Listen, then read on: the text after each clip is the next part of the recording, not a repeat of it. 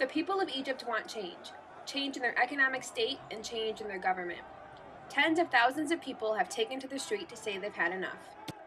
After almost 3 weeks of protests, President Hosni Mubarak finally stepped down, giving Egyptians what they had been demanding.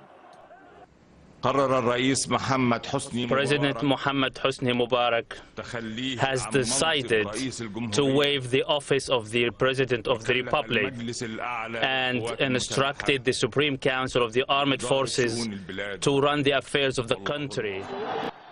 On Friday, February 11th, Mubarak handed over his power to the military, ending 30 years of autocratic rule. Celebration erupted in Liberation Square with shouts of "Egypt is free, Egypt is free." While getting Mubarak out of office is the first step, DePaul professor Scott Hibbard, a Middle East expert, says the next phase in the revolution needs to focus on the country's economic state. So I really hope to see a more vibrant economy. There's an enormous amount of wealth in the region. There's actually an enormous amount of wealth in Egypt. It's just very poorly distributed. And the way in which the economies are structured, again, there's an enormous amount of crony capitalism, enormous amount of economic decision-making that's being driven by political considerations. And so what you have is really the absence of any kind of free and open market, and that's contributed to the mass poverty, which is really driving the animosity behind these protests. The revolution is not just impacting those in Egypt, it's affecting the Arab community as a whole, including students right here at DePaul. Egyptian student Saeed El-Salamoni worries about what the state his country will be in when he returns home. When I think of my future, I don't know what I'm going to do because I'm on an F1 visa here, so like I'm a student. I'm not like a green card holder or like a citizen. So that affects my life because I don't know when I'm going to go back, like what's going to happen. Where's the country going? Where's the economy going? Where's the political side going? I mean, you always need these people, but like, is it like gonna turn into a Somalia or is it gonna go into a better stage, That's what we're trying to figure out.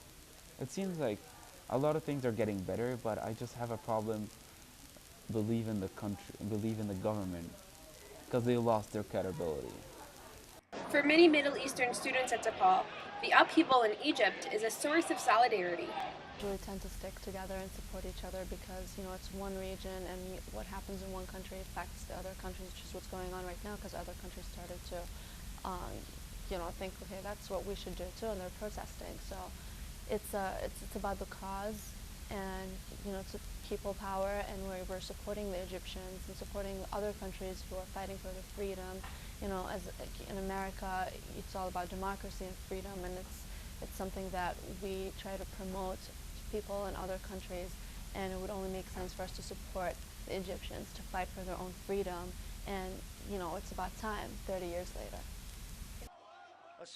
It's still uncertain as to whether Egypt is on the road to democracy. However, Professor Hibbard has high hopes for the country's transition. Some change will happen. The question is how much change and how significant, and that really remains to be seen. The fact that you now have a population, and I would add a very diverse population, a diverse set of actors, rising up and saying, no, we will not accept the status quo indefinitely. We really want to change. It will force some kind of reformation. Now again, what the reformation looks like remains to be seen, but there is a movement for change, and I think that this long overdue in the region, and it will ultimately be beneficial.